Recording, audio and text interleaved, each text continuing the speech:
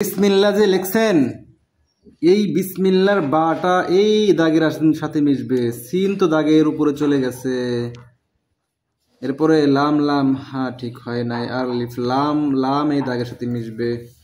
অনেক ভুল, অনেক ভুল। আমি এক লাইন লিখে দেখাই, আপনি দেখেন, ঠিক আছে?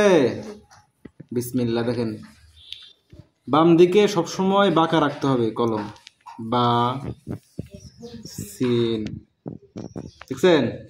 দাগের সাথে দাগে মিলে যাবে। এরপর কি মিম,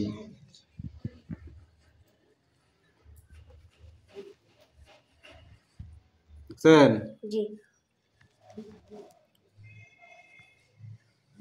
দাগে দাগে শুধুমাত্র এই যে দেখেন, এই যে এখান থেকে যে কোনাটা উঠছে, এখানে নিচে ফাঁকা থাকবে।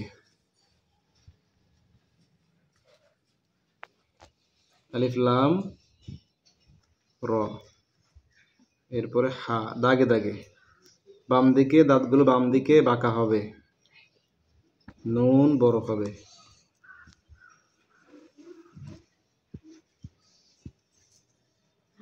আলিফ লাম র, হা, ইয়া, মিম। বুঝা আসছে?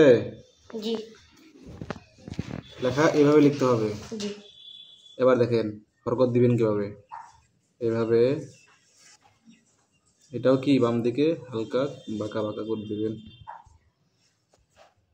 যত আস্তে আস্তে লিখবেন তত লেখা সুন্দর হবে।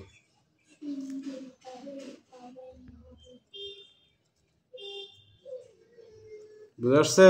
জি। ঠিক এইভাবে লিখতে হবে। আসেন ভালোই? জি।